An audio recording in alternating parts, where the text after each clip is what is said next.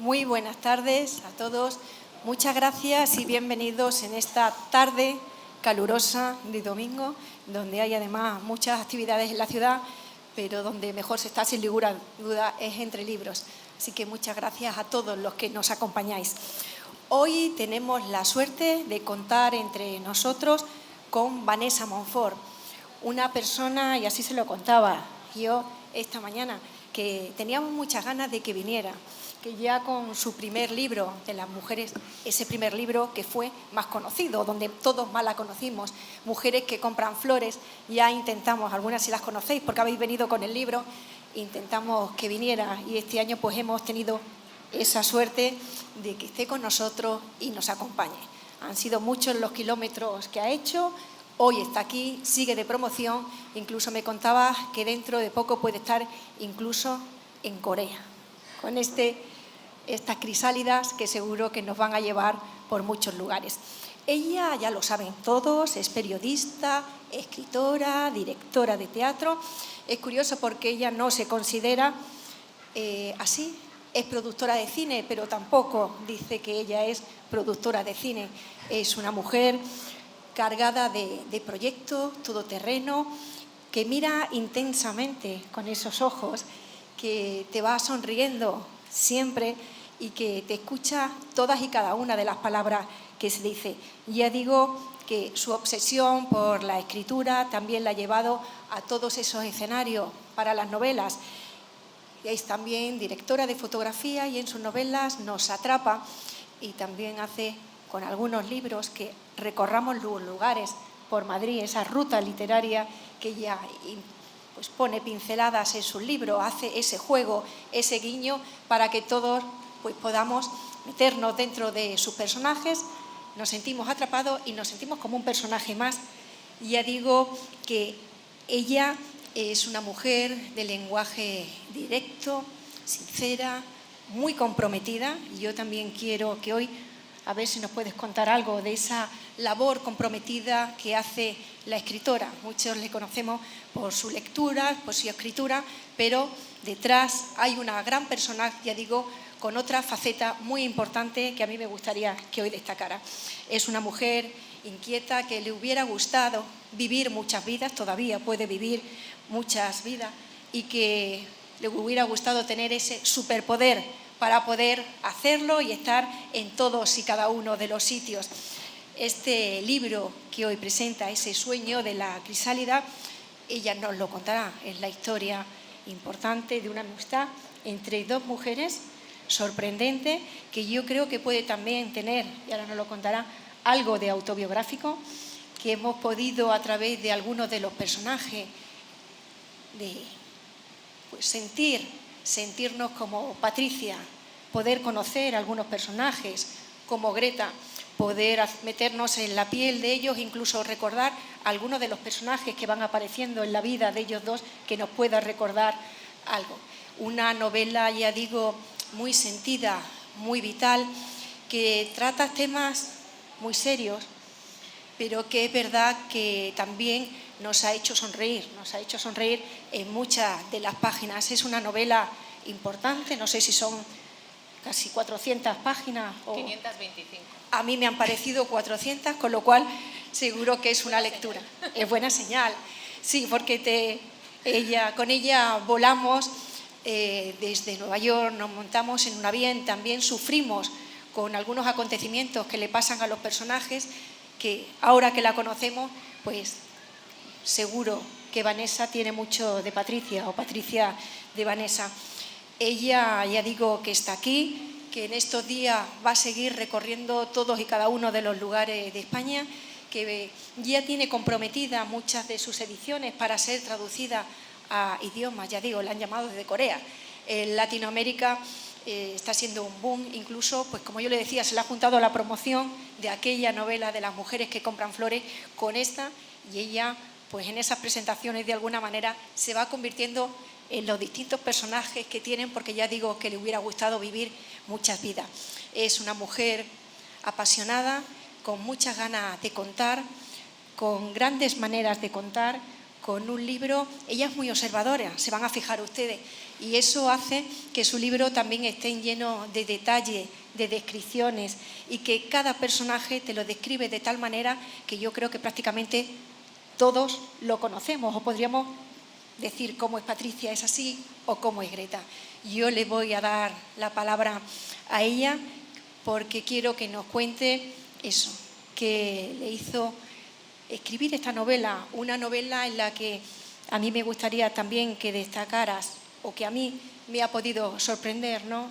Las crisálidas, cómo son crisálidas, cómo vuelan, y también algo, es decir, esos dos animales presentes en tu novela, y también el hámster, esa rueda de hámster, que yo creo que tiene un significado mucho más profundo de esa vida apresurada, loca que llevamos, y que, bueno, yo creo que son elementos, ya digo que son historias de dos mujeres muy importantes, completamente distintas, de cómo el azar las puede unir. Yo ya también hemos tenido esa suerte, ese azar de unirnos.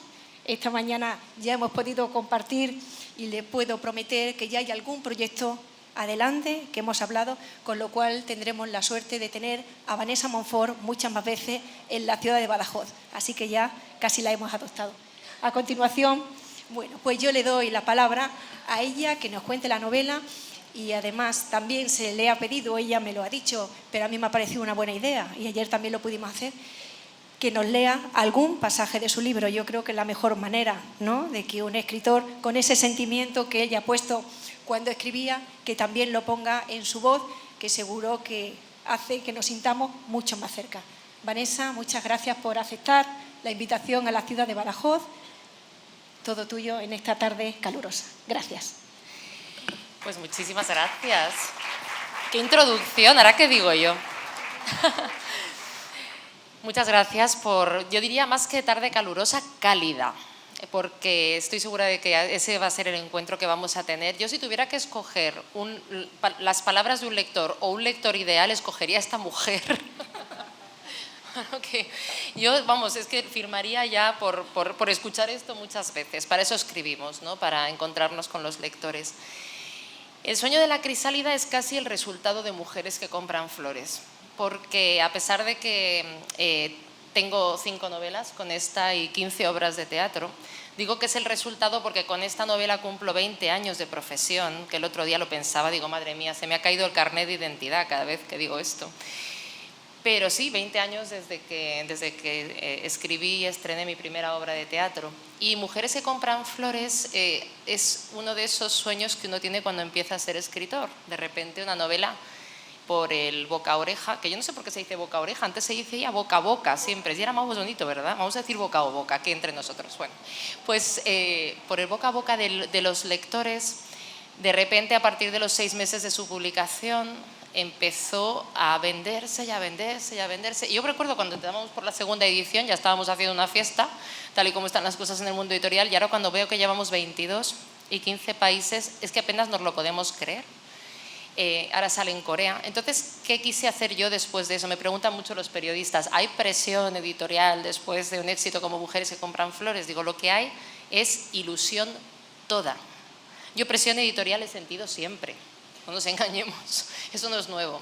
Lo que es nuevo es tener ya no la responsabilidad, sino la ilusión de querer regalarle a los lectores en forma de libro lo mejor de lo que seas capaz como escritor, porque en realidad te sientes tan agradecido que lo único que puedes hacer es trabajar el triple, y con el triple de pasión, o 10 veces más. Y eso es el sueño de la crisálida. De hecho, recogí una idea de Mujeres que compran flores, que es los que lo hayáis leído, es una teoría que le da Olivia, la florista, a Marina cuando está tan perdida y se pone a trabajar con ella en el Jardín del Ángel. Hay un momento en el que se cuela, empieza a formarse una crisálida colgada de un árbol.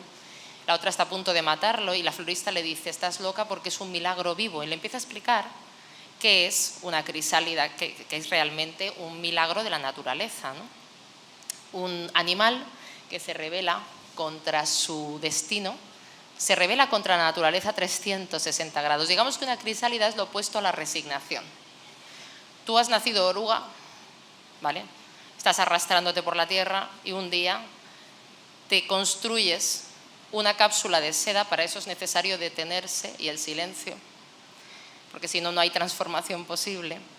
Y entonces se deshace órgano a órgano, miembro a miembro por completo, se convierte en un caldo de proteínas para volver a reconstruirse. Lo único que queda intacto es el corazón y el cerebro.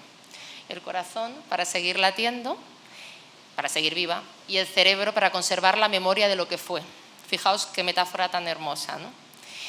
Y a partir de ahí reconstruye un nuevo esqueleto, reconstruye cada órgano, reconstruye unos ojos que antes no le permitían tener visión aérea ni visión nocturna. Le salen unas patas y unas alas y sale volando.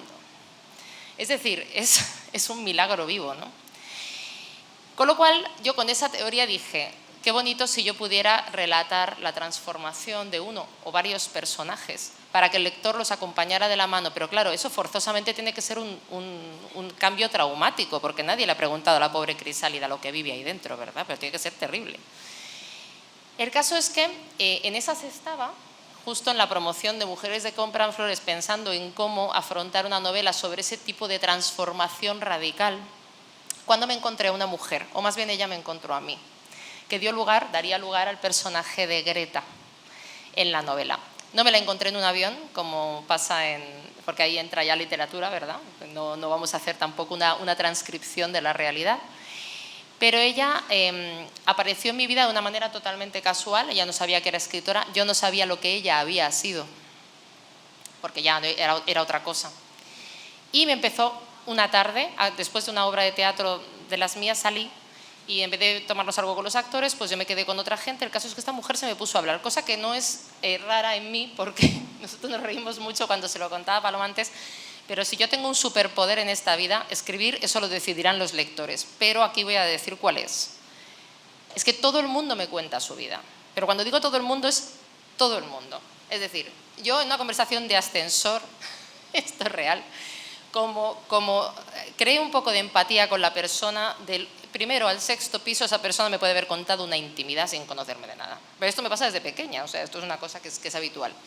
Lo cual, claro, para quien puede ser exasperante, para mí es como un pozo sin fondo de recursos narrativos, y como periodista pues también lo sería. Pero bueno, en mi caso, que mi materia prima es la ficción, lo que hago es escuchar mucho, digerir mucho y expulsarlo en forma de libro, que también lo hago desde que tengo uso de razón. Es decir, yo empecé a escribir porque no entendía el mundo.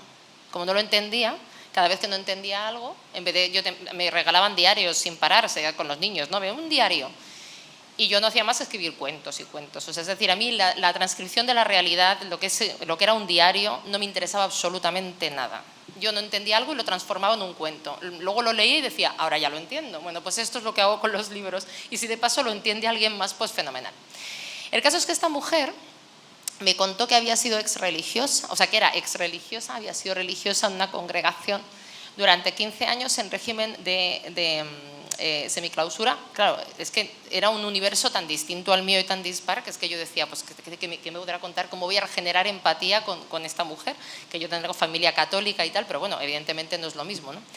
Había vivido aislada, había vivido en diferentes países, ella seguía teniendo una firme vocación religiosa, había dejado a todos sus amigos ahí dentro, a sus amigas ahí dentro, y me contó que había sido expulsada sin recursos y de una manera injusta por ser muy renovadora con la postura de la mujer en la iglesia.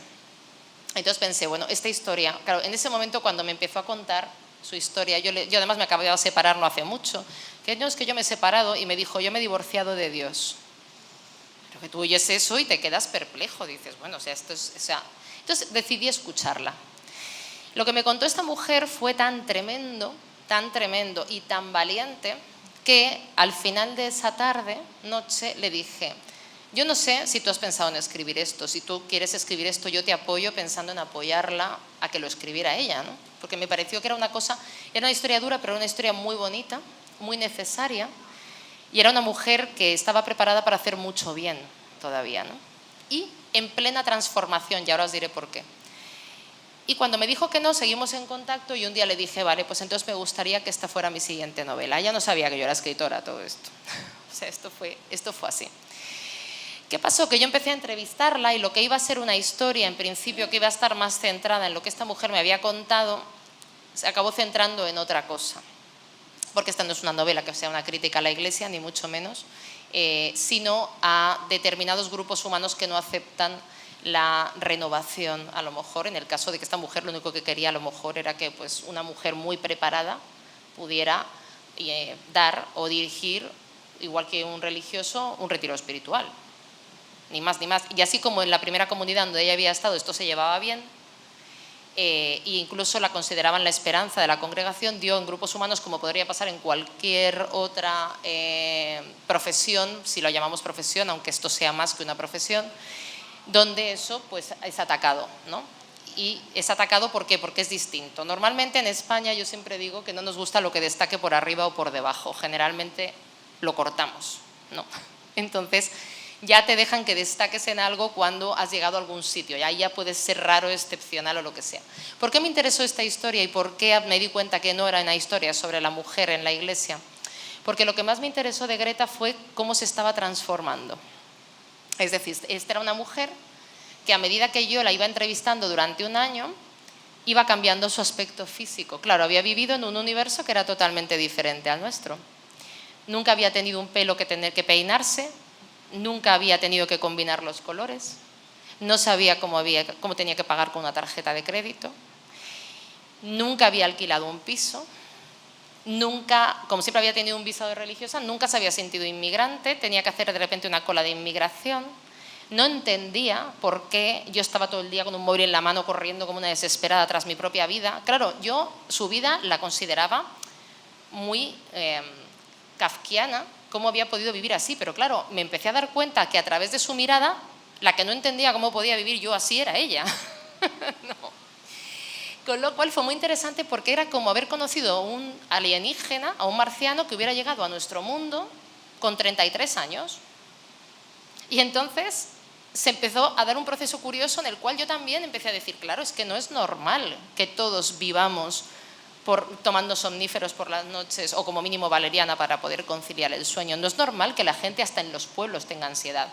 No es normal que estemos llenando nuestra vida constantemente de todo tipo de actividades, que parece que si no tienes una especie de hiperactividad constante, parece que si no estás siendo lo suficientemente productivo. La gente se le ha olvidado lo que es aburrirse, se le ha olvidado lo que es el sosiego. Nadie se trabaja por dentro. Yo le decía, bueno, es que estoy descubriendo la meditación, y me decía, pues eso lo llevo haciendo yo toda la vida, si eso es orar. No. Entonces, bueno, me di cuenta de que quizá lo que necesitaba una revisión era esa sociedad del malestar en la que yo vivía sin darme cuenta. Y esa iba a ser la novela. No la transformación de una mujer, no, sino de dos. Cada una intoxicada para bien por la vida de la otra, con la excusa de que una iba a dar voz a la injusticia que se había cometido con la otra, ¿no? Entonces, claro, cuando tú estás trabajando con una persona real también tienes que contar con la generosidad de esa persona, porque tú la vas a transformar en ficción. Dice Stephen King que ninguno de nosotros tiene un buen personaje. ¿Esto qué quiere decir? Que yo, por ejemplo, que la estaba acompañando en este proceso, y por eso decía Paloma que he dejado mucho de mí esta novela de manera personal, es porque yo decidí que si ella iba a ser valiente, yo le iba a dar la mano en esta novela y también me iba a colocar a su lado en la novela. ¿Quiere decir eso que Vanessa Monfort está presente en esta novela? Del todo no. Es decir, Patricia Montmany la he construido a través de mi forma de ver el mundo y de ese proceso que yo también he observado. ¿Qué le presté a mi personaje de mí misma? Pues le presté algo que me hizo empatizar con ella a pesar de venir de universos totalmente diferentes. Porque claro, esta es una mujer que es de origen colombiano, de madre católica y padre indígena. Ella me decía, cuidado que los indios somos muy prejuiciosos, no creas que te lo voy a poner fácil, ¿no? Yo soy medio española, medio norteamericana. Ella es de una raza distinta a la mía. Tiene una educación totalmente distinta a la mía, tiene una tendencia sexual totalmente distinta a la mía. O sea, es decir, no nos parecíamos absolutamente en nada, pero estábamos condenadas a entendernos, con lo cual fue algo muy bonito porque digamos que esta novela ha sido también como una especie de ejercicio de antiprejuicio, ¿no? Es decir, igual que por estaba diciendo que había cosas que yo no entendía de ella no las entendía de mí, pero teníamos una cosa en común, que era una herida, que fue lo que a mí me precipitó a ayudar a esta mujer.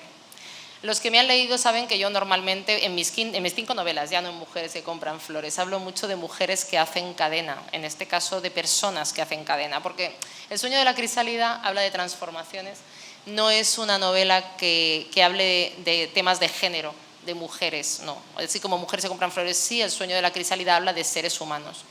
Alrededor de estas dos mujeres, como una le cuenta su vida desde el principio, desde que nace a raíz del tsunami de Tumaco, nace a todo esto en medio de un tsunami, es que parece un episodio de una novela de Isabel Allende, pero esto fue real, ¿no?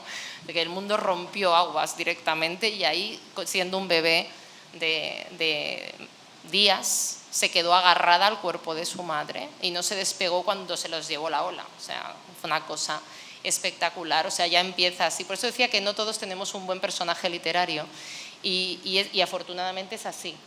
Porque para ser un buen personaje literario como lo es ella, tendrías que tener una vida tan llevada al límite que, créanme, que es mejor no serlo. Yo siempre digo, no tengo un método donde dice, no, si yo te contara mi vida sería una novela. Yo digo, pues ojalá que no. Ojalá que no, porque tenías que haber pasado por guerras, revoluciones, tsunamis y tragedias bastante importantes. Lo que tiene ella, que yo creo que es una cosa muy importante, es una luz brutal. Y claro, cuando yo la veía transformarse durante ese año, una de las cosas que a mí me quedaba dentro cada vez que terminábamos una de nuestras sesiones, que a veces eran muy bonitas, otras veces eran muy duras, otras veces ella lloraba mucho, otras veces pensaba que no iba a seguir y que no iba a continuar, y además fue libre para hacerlo en cualquier momento. Lo que sí vi en ella fue una capacidad de lucha, de transformación y de transformar una herida en algo bueno, en algo bello y en algo que ayudara a los demás, que me pareció verdaderamente conmovedor. Hubo un día que me dijo, y eso lo metí en la novela, yo le dije, ¿y tú entonces crees que el dolor purifica? Y me dice, no. O sea, una herida te hace mejor solamente si ha cicatrizado, si no te puede convertir en un monstruo, ¿no? Bueno, pues ella es todo lo contrario, un monstruo. Y de hecho, para ella, el contarme todo esto que me contó, realmente su único mensaje quería que fuera el que ha sido, ¿no? El que está siendo en redes sociales, en las cartas que nos mandan, que es que ayudar a mucha gente. Entonces, bueno, digamos que en ese sentido, esta novela tiene un contenido extraliterario, pero lo que es una bonita historia de amistad, ¿no? Luego, como decía, por cada uno de los protagonistas hay casi 30 personajes. Una le cuenta la vida a la otra, pero luego está toda la vida de Patricia, que está intentando sobrevivir desesperada a esa sociedad del malestar, lo que tú le llamabas la rueda del hámster. Patricia está rodeada de personas de diferentes profesiones que están tan desquiciados como ella, de un científico que se llama Leandro, que es entomólogo, que es el que le da la gran metáfora de las mariposas a la novela, por eso está dividida en 3 partes, fase de oruga, fase de crisálida y abrir las alas. Entonces, Leandro cuenta muchísimas cosas a nivel científico de por qué vivimos como vivimos. Por ejemplo, un día le dice a Patricia, dice, es que no puedo dormir, tal vez está loco por llevársela a unas clases de meditación donde va, se la quiere llevar a rastras, ya bueno, sabe. La otra dice que, dice, es que salgo de Málaga y me meto en Malagón, o sea, una es de origen católico, el otro es de origen judío, y dice, ahora nos vamos a hacer los 2 budistas, o sea, que esto es de locos, ¿no? Pero bueno, el caso es que se la quiere llevar a meditación y un día le dice, es que no puedo dormir. Y entonces Leandro le dice, es que ¿cómo vas a no poder dormir si siempre estás sometida a la luz azul? Y claro, la otra dice, ¿pero qué es lo de la luz azul ahora? ¿No? Porque es que tiene una relación como de amor-odio con Leandro, porque es un poco marisabidillo y siempre le dice cosas que le molestan normalmente. Bueno, la luz azul, lo digo para que lo sepamos todos, es la luz que viene de cualquier dispositivo móvil, tablet, ordenador. Entonces, esta luz azul estamos constantemente teniéndola delante, además a una distancia cerca. Mira, eso es como se miran, ¿ves? Dicen, nosotros ya estamos ahí. Bueno, pues esto que estamos así todo el rato. Bueno, la luz azul le manda un mensaje directo a tu cerebro, constante, que dice, son las 12 del mediodía. Entonces, claro, con esa perspectiva, estás a las 12 de la noche, así, con el móvil, incluso en la cama, luego apagas la luz y dices, y ahora a dormir. ¿No? Tu cerebro se vuelve un poco loco. Bueno, pues todas estas reflexiones las va haciendo Leandro desde el campo de la ciencia, que es otro rebelde con causa, que también se mete en muchos jaleos, igual que Patricia, y ahora lo contaré, se mete en muchos líos en el mundo del periodismo y también sufrió un acoso laboral como le pasa a Greta por ver la vida de otra manera, simplemente por eso. Leandro tiene problemas con su laboratorio porque él ha decidido, es científico, es biólogo, que no va a experimentar con animales. O sea, en general todos los personajes de esta novela, que me han salido bastante rebeldes, no sé qué me estará pasando, pero bueno, el caso es que, digamos que se enfrentan a una frase que no les gusta nada como argumento. Esto siempre se ha hecho así. Y tú dices, pues vaya argumento, ¿no? O sea, pues igual está mal, o yo qué sé, o hay que darle una pensada. Entonces Leandro, que es animalista, ha decidido que él va a crear una patente de piel artificial, algo que existe, para experimentar con piel artificial y no experimentar con animales. Y no contento con eso, se dedica a liberar a los animalillos de los laboratorios vecinos, con lo cual se meten en unos líos de colores, ¿no? O sea, quiero decir que hay muchos. Luego hay una mujer que es funcionaria de Hacienda también, que esto está basado en algunos episodios reales y terroríficos que yo he vivido en Hacienda. Yo siempre digo que yo me he puesto siempre años, que mis amigas se desesperaban, porque cuando eres escritor, ya tengo 43 años y estoy encantada, generalmente me pongo años, me pongo alguno más, porque te da empaque como escritor, ¿no? Porque si no siempre eres una escritora emergente, que es un término que nos encanta, o un nuevo talento, dices, hombre, llevo 20 años de profesión, me llamen joven tampoco está mal, pero estás como constantemente emergiendo, ¿no? Hasta que te mueres. Un día te mueres y ya no puedes emerger más. Bueno, entonces yo siempre me ponía años y mis amigas se desesperaban porque decían, oye, habla por ti, porque todos quitándose años y yo poniéndome. Eso quiero decir que el único momento en el que me ha dado miedo envejecer ha sido en Hacienda. O sea, y esto dije, lo tengo que meter en la novela, tengo una funcionaria de Hacienda canaria maravillosa en la novela, que intenta ayudar a un señor mayor, así de estos que hay en mi barrio, en el barrio de las Letras de Madrid, así como galdosiano, con su pajarita, su pañuelito, unos 80 y tantos. Bueno, total, que el pobre hombre le están intentando explicar por qué ahora ese trámite que tiene que hacer, que está a punto de dejarle sin su jubilación, nada menos, no lo puede hacer ya de manera presencial.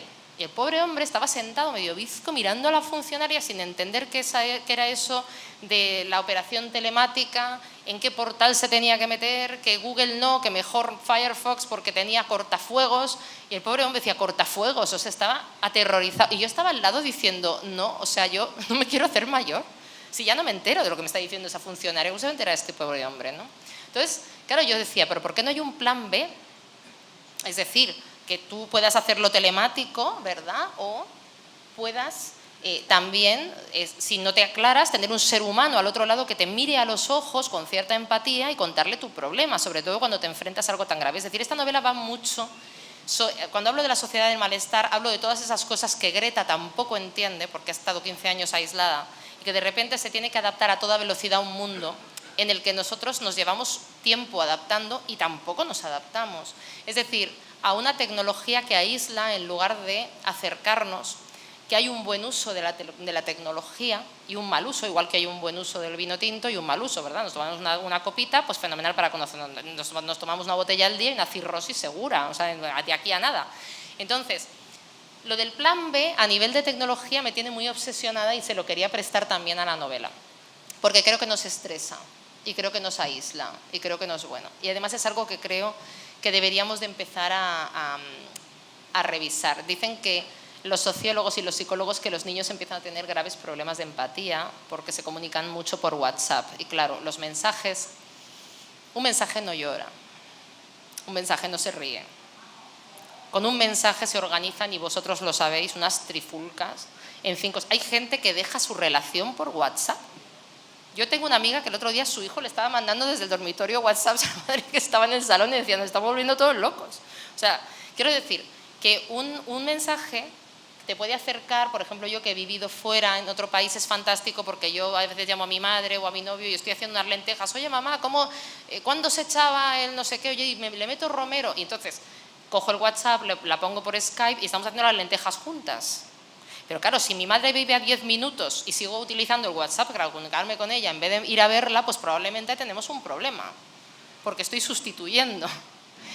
Entonces, de todo esto hablan en esas conversaciones estas dos, porque precisamente Greta, al tenerse que adaptar a nuestro mundo y haber vivido fuera de él, lo pone todo en cuestión, lo cuestiona todo, o sea, cosas con las que vivimos habitualmente, y eso es oro puro para poder ver algo con perspectiva, porque claro, probablemente yo dentro de mí misma, sin nadie que me ayude desde fuera, porque de repente lo ve marciano como ella, me sería muchísimo más difícil tener la perspectiva como para contarlo, lo que hace que los diálogos pues muchas veces sean muy divertidos, porque claro, es que hay cosas de decir, pero es que es normal que la gente duerma mordiendo un plástico, una férula, todo el mundo, pues no se tritura las mandíbulas, que no es normal, que no es ni una ni dos personas, es que es el 95% de la población. ¿Por qué dormimos todos así con las mandíbulas encajadas y te levantas como si fueras a apagar un incendio, con una sensación de alerta constante, ¿no? Luego Leandro también le cuenta a Patricia, que es eso que a ti te gusta de la rueda del hámster. En una de estas está en el laboratorio y está viendo un hámster que luego resulta ser una hámsteresa, que es un personaje importante en la novela, que se llama Carolina la hámsteresa. Bueno, el caso es que Carolina la hámsteresa está todo el día ahí desquiciada en su rueda del hámster, bueno, lo que suele hacer un hámster, quiero decir, o sea, ¿no? Que todos los hemos visto, ¿no? Claro, entonces tú dices, ¿dónde irá la pobre Carolina en la rueda todo el día, ¿no? Y entonces Leandro le dice, bueno, es que claro, ella, la pobre, corre a esa velocidad con esa ansiedad, porque está ansiosa y necesita seguir corriendo porque se ha acostumbrado a eso, pero no sabe que no va a ningún sitio. Ella corre, y entonces le dice, pues como tú, más o menos, que estás en la rueda del hámster intentando saltar de la rueda, pero no ves el momento de saltar, tú solo corres y ya se te ha olvidado por qué corres, tú simplemente corres. Si es que a veces sales de casa y vas corriendo y no sabes a dónde vas corriendo, dices, pero sí, ¿por qué corro si no tengo prisa, ¿no? Bueno, pues esa aceleración constante, que lo llamamos estrés, o la ansiedad de no dejar un solo segundo libre de tu tiempo, porque eso es ansiedad, quiero decir, eso es una hiperactividad como otra. O sea, si parece que estás así quieto, ya parece que estás perdiendo el tiempo. Entonces nos han enseñado que tenemos que ser productivos, cuando a veces lo más productivo es el más improductivo aburrimiento, el más productivo aburrimiento, es lo que dice Walter Benjamin cuando dice que ninguna creación verdaderamente importante, ningún descubrimiento ha surgido de la hiperactividad mental, sino más bien del sosiego, o sea, de aburrirse bien, además, de que el ser humano aprendió a bailar porque un día se aburrió de caminar. Y entonces, pues empezó a bailar. Entonces, realmente lo que dice Benjamin es que es decir, si tú siempre estás con esa zambra mental, solamente vas a ser capaz de reproducir lo ya existente, no vas a poder crear nada nuevo, porque tu cerebro no se ha relajado lo suficiente. O sea, la epifanía viene cuando de repente hay sosiego. Me da igual que sea a través de la oración, que a través de la meditación, del mindfulness, que ahora le llaman, que es budismo occidentalizado, o sea, esto lo de siempre, de respirar. Y entonces yo, claro, en ese momento dije, bueno, yo quiero construir un oasis para los lectores, que un oasis en el fondo, o sea, el libro siempre es un oasis, ¿verdad? Porque tiene otro ritmo, no tiene el ritmo acelerado de nuestros días, te tienes que detener, a veces vuelves atrás, te quedas pensando en las batuecas, luego sigues. Pero especialmente, quería que este fuera un libro, que no fuera un libro ansioso, que fuera un libro divertido, es decir, por las conversaciones entre ellas, como se parecen como un huevo y una castaña, es que tienen que serlo, claro, porque es que intentan entenderse muchas cosas, ¿no? Pero que también tuviera intriga, es decir, esa intriga de conseguirán publicar el reportaje o no sobre esta mujer, que luego, en fin, es una excusa, ¿no? En realidad, lo que importa es el trayecto. Esto que dicen con el Camino de Santiago, ¿no? Que lo importante es el camino. Que me dijo a mí una vez un señor en un pueblo, no se me olvidará nunca, yo estaba haciendo el Camino de Santiago y de repente estaba con una tendinitis en una rodilla que me quería morir, porque claro, yo como buena urbanita, ¿qué hice? Los 3 primeros días, los 30 kilómetros me los hice sin respirar. Claro, una tendinitis al tercer día de estos de novata. Y entonces me acuerdo que estaba sentada en la tapia de un cementerio pensando, no voy a llegar a Santiago, no voy a llegar ni a la esquina, es que me voy a tener que volver. Al final llegué, pero llegué por el consejo que me dio este hombre, que también sale en la novela, porque fue un consejo muy valioso. Me dijo, peregrina, era además gallego, me dijo, camina como un viejo para llegar como un joven. Y esa es una de esas aplicaciones que es bueno hacerse en la vida, pero no para llegar como un joven a nivel físico, sino también a nivel mental, que es todavía más importante, ¿no?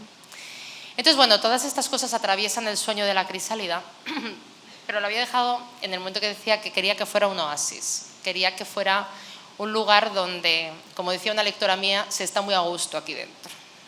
Meterse dentro de esas 525 páginas que a mi editor casi le da un algo cuando le dije lo larga que era.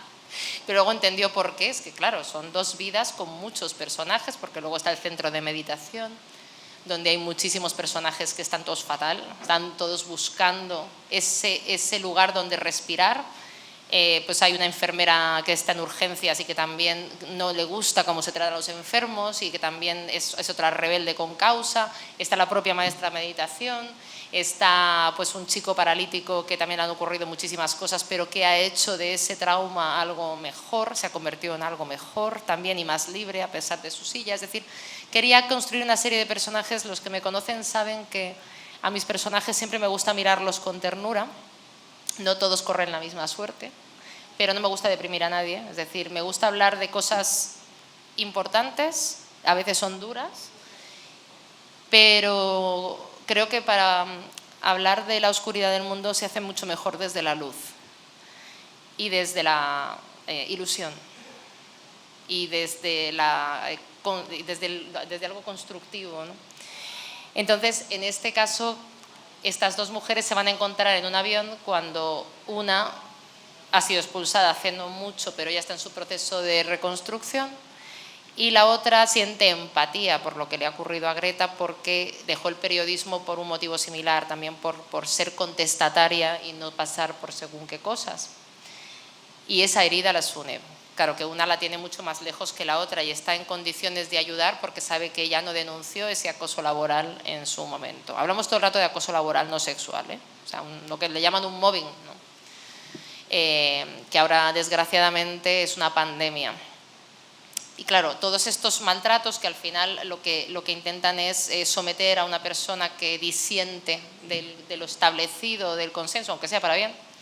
Porque claro, cuando tú disientes de algo que está establecido, haces que las personas que están dentro de ese sistema se pregunten cosas sobre su comportamiento. Por ejemplo, Leandro, si decide que no va a experimentar con animales, pues los compañeros que tienen los otros laboratorios se preguntarán por qué lo hacen, ¿no? Y eso pues no siempre depende del grupo humano donde caigas, pues no siempre se lleva bien. Si una religiosa de repente sale con que por qué una religiosa no puede dirigir un retiro espiritual, o por qué tiene que ser casi una pieza instrumental dentro de una congregación y no pueden la mayoría de las veces, depende de la congregación, claro, pero estudiar aquello para lo que son valiosas cuando son mujeres inteligentísimas, ¿no? Me decía un día Greta, me decía, fíjate que las mujeres, las personas más inteligentes, más buenas me las he encontrado aquí fuera y las más inteligentes allá adentro. Muchas muy desaprovechadas, ¿no? Talentos absolutamente desaprovechados. Claro, pues una mujer que dice eso hoy en día, pues imagínate, o sea, es que depende del grupo humano donde caiga, pues se mete en problemas serios, serios.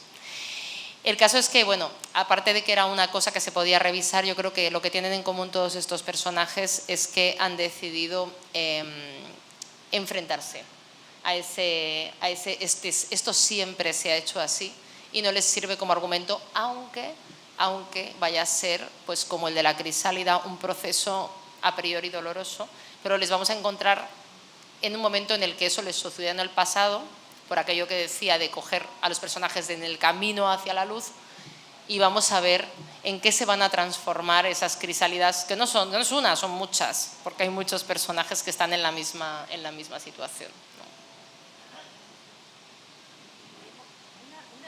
¿Qué ha dicho Greta cuando la ha visto? Sí, es una gran pregunta, porque además no lo he contado mucho. Ella ha pasado por muchas fases. En general estaba al principio tuvo miedo, justo cuando iba a salir, porque claro, estamos hablando de que cuenta muchas cosas y que este es un lanzamiento muy grande el que se ha hecho. Entonces yo la fui preparando, le dije, vas a ver tu novela, porque también es tuya, en escaparates de las casas del libro, vas a verla en televisión, vas a verla, que claro, no es una novela que vaya a ser que no se vaya a ver.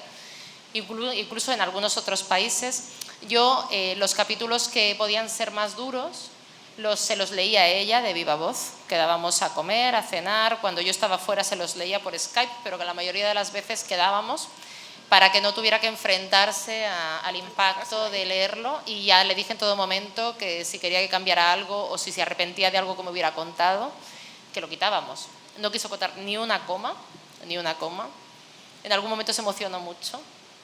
Pero lo que sí sé es que uno de los momentos más bonitos que he vivido en mi vida literaria fue el día de la presentación en Madrid, que es una presentación multitudinaria. Llenamos un teatro que además es precioso, que era el escenario de mi primera novela, además. O sea, como que se cerraba el círculo y se abría otro que ya saber dónde me lleva. Y estuvo leyendo fragmentos Maribel Verdú, que lo hizo fantásticamente bien. Y ella estaba entre el público, pero yo, claro, cuando hablaba de ella yo no decía que ella estaba entre el público. Pero en un momento dado pedí un aplauso para ella, estuviera donde estuviera, y dije que nos estaba viendo por streaming. Pero no era verdad, estaba allí. Pero bueno, lo hice evidentemente para protegerla, ¿no? Y entonces, cuando terminó la presentación, algunas personas pasaron al backstage del teatro y vino, se me abrazó llorando y me dio las gracias. Pero además, lo más bonito de esto es que ella se lo ha mandado a algunas personas de su congregación, algunas que están fuera, otras que siguen dentro, y una de sus mejores amigas, que es superior ahora en un convento en Chile, la llamó, le dijo que era lo más hermoso que había leído en mucho tiempo, y le dio las gracias y le pidió perdón en nombre de la Iglesia. O sea que quiero decir que este viaje ha sido muy intenso para las dos. Ahora ya está muy bien, se ha casado hace 2 meses. Sigue teniendo una gran vocación religiosa que ahora la lleva por otro lado, porque ya estaba especializada en trabajar con adolescentes. Ella decía, esos que no quería nadie, esos quería yo.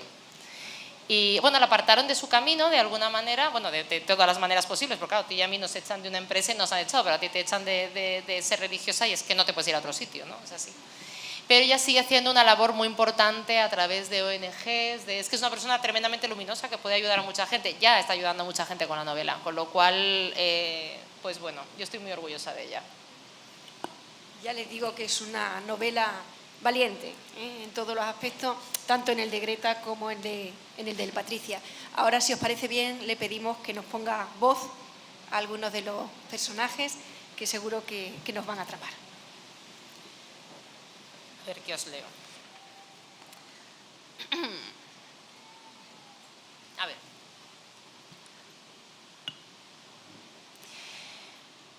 El sueño de una crisálida es un sueño lleno de cosas.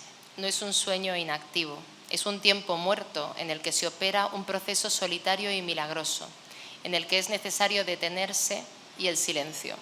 2 cosas que yo nunca me habría permitido antes. Hoy, tras este inmenso viaje de 1 año, creo saber lo que piensa una crisálida durante su lento y traumático proceso. Voy a rebelarme contra este cansancio. Voy a hacer real lo que ahora sueño. Voy a transformarme en lo que quiera ser. Voy a volar a donde me apetezca y nunca jamás volveré a arrastrarme. Como escribió Chesterton, lo más increíble de los milagros es que suceden. Y yo he sido testigo de uno y quiero contarlo. Un milagro humano, uno de nuestro tamaño, tan inmenso y cotidiano como lo es el milagro del amor o de la vida. Una vez escuché que lo único que nos aparta de la felicidad es el miedo al cambio. Greta, como decidimos juntas que la llamaría para proteger su anonimato, también lo tuvo, pero lo está venciendo. Se ha roto o no la transparente crisálida en la que durante este año se ha ido transformando, lo descubriremos más adelante. Pero soy feliz de haber tenido la suerte de que me relatara desde el interior de su infranqueable cápsula de seda lo que un ser humano siente al deshacerse y volver a nacer convertida en otra cosa, en algo mejor y más libre. Acompañarla en este proceso me ha aportado una luz poderosa, saber que es posible. Gracias.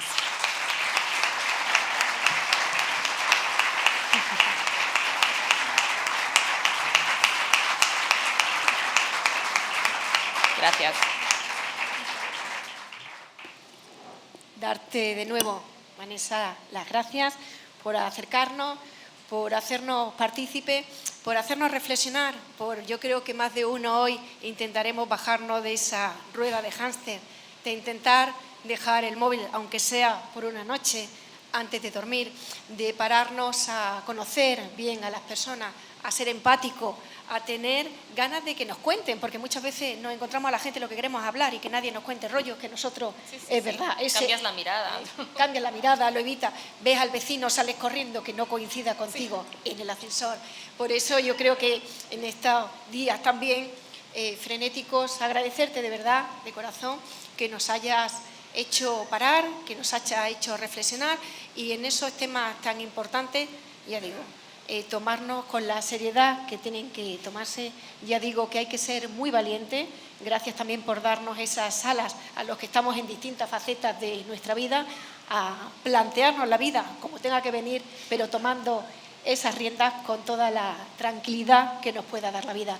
Ya digo de todo corazón agradecerte que estés aquí, a todos ustedes que nos sigan acompañando y que Vanessa, yo creo que ya que la tenemos fichada, que vuelva. Sí. Yo creo que tiene seguro. que volver. Muchas gracias. Gracias.